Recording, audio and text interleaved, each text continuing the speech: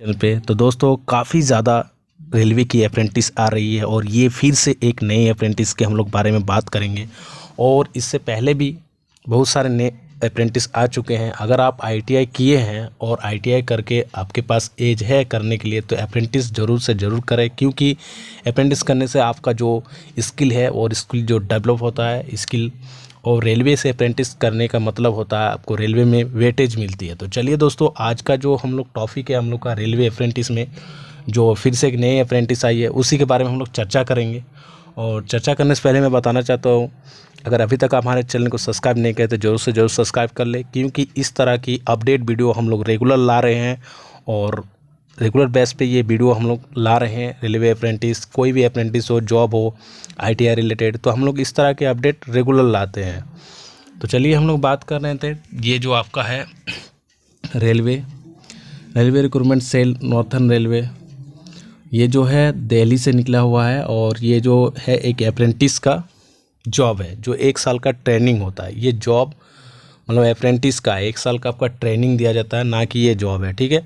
तो 1 साल इसमें आपको स्किल जो होता है, आपको स्किल यहाँ पे डेवलप होता है और सारा चीज़ इसमें बताया जाता है। ट्रेड वाइज जो भी है सब पढ़ाया जाता है, 1 साल के लिए ट्रेनिंग करवाया जाता है 1 साल के लिए।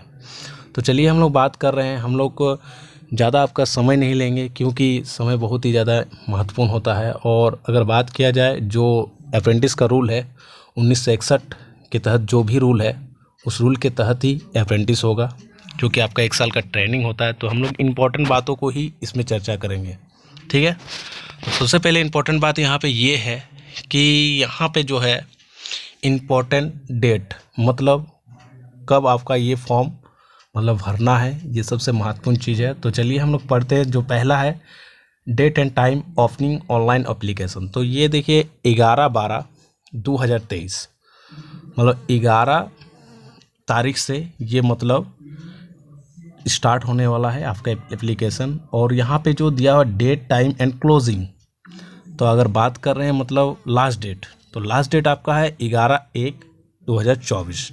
तो मतलब यहाँ पे देखा जाए तो 1 महीना का अच्छा खासा समय दिया हुआ है। और अगर आप अप्रेंटिस करना चाहते हैं तो ये सबसे अच्छा मौका है आपके लिए। तो चलिए हम लोग बात कर रहे हैं, आगे फिर बढ़ते हैं। ये इम्पोर्टेंट बात था, इसलिए हम लोग चर्चा किए। चलिए हम लोग जैसे जैसे आगे बढ़ेंगे तो आगे बढ़ते चलते हैं। तो यहाँ आप देख सकते हैं क्वालिफिकेशन। तो क्वालिफिकेशन आप लोग हर एक अप्रेंटिस में 10 पास प्लस आईटीआई।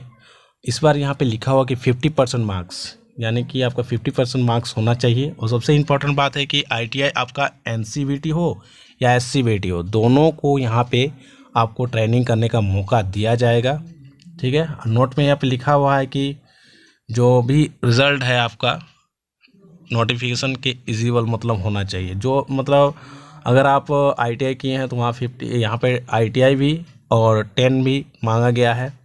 तो आईटीआई में देखिए यहाँ पे बता रहा है कि मिनिमम यहाँ पे 10 क्लास में मतलब मिनिमम 50% मार्क्स होना चाहिए।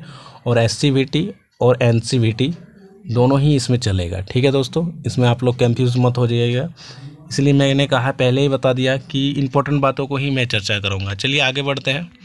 आगे जो बात है, सबसे बड़ा इंपॉर्टेंट बात है कि एज को लेके सब परेशान रहते हैं कि एज क्या होना चाहिए अप्रेंटिस का।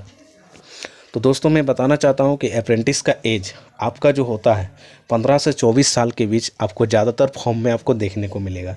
जितने भी अप्रेंटिस होते हैं 15 से 24 साल, और किसी किसी में आपको 26 साल लास्ट दिखेंगे, 26 या 17 साल। और SC ST OBC जो होता है उसको कुछ छूट दी जाती है, उस पर भी 3 साल की छूट दी जाती है।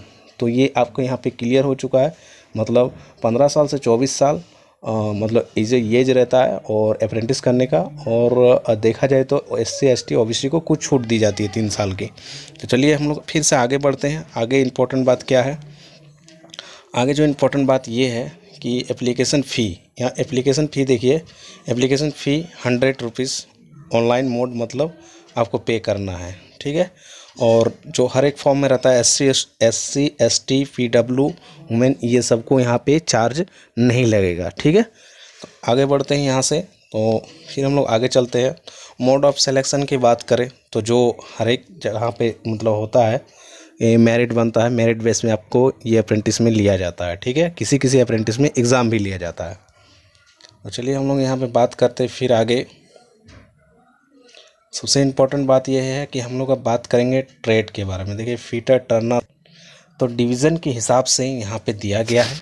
आप लोग देख सकते हैं, फिटर है, टर्नर है, वेल्डर है, इलेक्ट्रीशियन है, मशीनिस्ट है, और यहाँ पे देखिए पेंटर है, कारपेंटर है, मोटर विकल्प है, डीजल मैकेनिक, जो डीजल यहाँ पे 10 क्लास में मतलब मिनिमम 50 देख सकते हैं।